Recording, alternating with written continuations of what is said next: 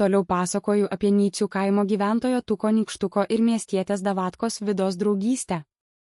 Tik praėjus kažkur dar 2 dienom po Kupiškio miesto bažnyčioje įvykusių nyciečio Tuko ir jo draugės, miestietės Vidos Pribeldaitės sužadėtuvių, tik dabar pats Tukas pagaliau ryžosi papasakoti savo globėjui Batuotui katinui apie tai, kad jis ką tik vos užvakar mieste susižadėjo su savo mylima drauge, Davatka ką vis dar buvo slėpęs. Bet Batuotas nelabai liko tuo patenkintas. Jis tik priminė Tukui, kad tas prieš priimdamas tokį atsakingą sprendimą susižadėti su mergina, turėjo dar kartą gerai pagalvoti, ar tikrai jis gerai pažįsta tą Vidą, ar tikrai ją myli, o dabar jis tik labai paskubėjo. Ir dar tą žiedą dovanoti. Na, argi tai yra tikrai protinga? Batuotui asmeniškai atrodo, kad ne. Jis tuoj pateikė Tukui keletą itin svarbių, esminių klausimų. O kas bus tada, jei Tukas labai nusivils Vida, arba ji pati staiga jį paliks?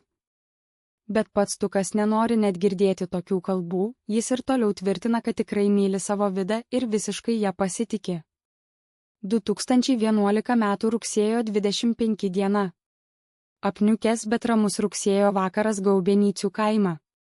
Savo sodybos kieme, kuris pats gyveno toliau kaip šeimos globotinis prie 2-aukščio mūrinio namo sienos, Tukas Nykštukas sėdėjo ant medinio suolo. Aplinkui tvyrojo visiška ramybė, girdėjosi tik ritmiškas peilio garsas, Tukas ramiai skuto bulves, mesdamas jas į puodą su vandeniu. Šalia įsirėmęs į namo pamatą, stovėjo namų šeimininkas, turtuolis Batuotas katinas.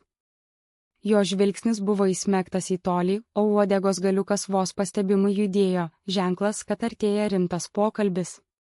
Tukas kelis kartus giliai įkvėpė, pajuto, kad nebėra kur trauktis ir pagaliau ryžosi nutraukti 2 dienas trukusią tylą. Batuotai, globėjau, turiu tau kažką svarbaus pasakyti, nekeldamas akių nuo bulvės, pusbalsiu ištarė Tukas. Užvakar Kupiškyje, miesto bažnyčioje, mes su Vidana susižadėjome. Aš padovanojau jai žiedą ir visa kita nutiko.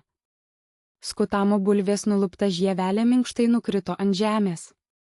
Batuotas lėtai pasuko galvą į Tuko pusę. Jo veide nebuvo džiaugsmo, tik sunkus, tyriantis susirūpinimas. Susižadėjote? Tyliai, bet griežtai pakartojo Batuotas. Ir tu man tai sakai tik dabar, po 2 dienų. Tukas nieko neatsakė, tik stipriau suspaudė peilį. Tukai, Batuotas atsiduso ir žengė žingsnį arčiau. Priėmei tokį atsakingą sprendimą, o elgiesi kaip vaikas. Prieš pirkdama žiedą ir tardamas tuos žodžius, turėjai dar kartą labai gerai pagalvoti. Kur buvo tavo protas dovanoti žiedą tai moteriai, Vida? Man nesuvokiama. Ar tu bent tikrai pažįsti tą Vidą iki galo? Jei miestietė Davatka, jos pasaulis visiškai kitoks nei tavo čia, Nyciuose, prie mūsų visų.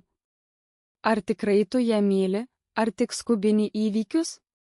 Mano akimis, tu tiesiog baisiai paskubėjai. Tukas akimirkai sustojo skusti, jo pečiai įsitempė. Aš negalėjau kitaip, Batuotai. Tai nebuvo joks skubotumas. O tas žiedas? Pertraukė jį globėjas, skeptiškai kilstelėdamas antakį. Kam reikėjo to skuboto gesto? Na, argi tai protinga?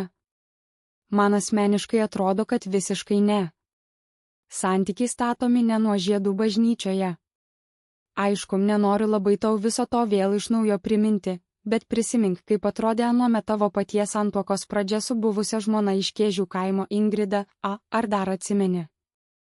Nebuvo ten nei jokių žiedų pirkimo, dovanojimo, jau iš pat pradžių judu drąsiai dalinotės gulėjimu po vieną kaldrą, ir iš to niekas tragedijų tada nekėlė, nedarė. Tukai, juk dar gerokai prieš jums persikeliant gyventi į Kėžius tuoj po Ingridos tėvų tragiškos mirties, pati Ingrida pirmąkart nuo tavęs jau buvo pastojusi, o judu dėl šito net ir tada neisterikavote niekaip. Priėmėte drąsiai būsimos tėvystės faktą. Aišku, paskui buvo autoįvykis, Ingrida patyrė persileidimą, bet užtat gerokai vėliau gerasis likimas vis tiek ėmė ir apdovanojo tave naujų vaikelių, sūnelių, kuris dabar mūsų namų 2-ame aukšte kažką beveikęs. Batuotas priėjo visai arti, jo balsas tapo dar rimtesnis, reikalaujantis atsakymų į esminius klausimus, o dabar paklausyk manęs ir atsakyk nuoširdžiai. Kas bus tada, jei tu labai nusivilsi Vida? Kas bus, jei pamatysi jos tikrąjį veidą, kurio dabar per savo aklą susižavėjimą nepastebi? Arba dar blogiau, kas jei ji pati vieną dieną staiga apsisuks ir tave paliks? Liksi ir be pinigų, ir su sudaužyta širdimi šioje savo sodyboje, tik su sūneliu ant rankų. Tukas staigiu judesiu įmetė nuskustą bulvę į puodą. Vanduo tėškėsi per kraštus. Jis pagaliau pakėlė akis ir tiesiai, užtikrintai pažiūrėjo į savo globėją. Aš nenoriu net girdėti tokių kalbų, batuotai. Nukirto Tukas, jo balsas skambėjo tvirtai, be jokio abejonės šešėlio. Sukėžėte Ingrida, kas buvo kažkada seniai pražuvo, mes juk išsiskyrėme, jos jau seniai mano gyvenime nebėra.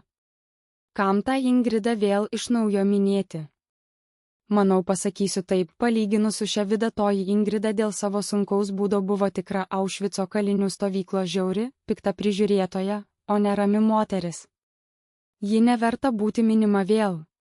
Ji man tik sūnelį pagimdė ir įskaudino labai. O Vida nėra tokia, kaip tu galvoji. Aš ją myliu. Tikrai myliu. Ir aš visiškai 100% ją pasitikiu. Jokio nusivylimo nebus, nes mūsų jausmai tikri. Batuotas kurį laiką žiūrėjo į degančias Tuko akis, suprasdamas, kad jokie racionalūs argumentai dabar nepasieks šito jauno nyciečio širdies. Turtuolis tik lėtai palinksėjo galva, nusigręžė į temstantį Nycių kaimo horizontą šiaurės pusėje, tolumoje už kaimynų šunėnų sodybos ir tyliai sumurmėjo, kągi, vaikeli, laikas parodys Tukai. Labai norėčiau, kad tu būtum teisus. Kieme vėl įsiviešpatavo ramybė, tik peilis vėl vienodu ritmu kibo į kitą bulvę, o virš dviaukščio mūrinio namo tvenkėsi rudens vakaro tamsa. Vyrai daugiau nebesikalbėjo.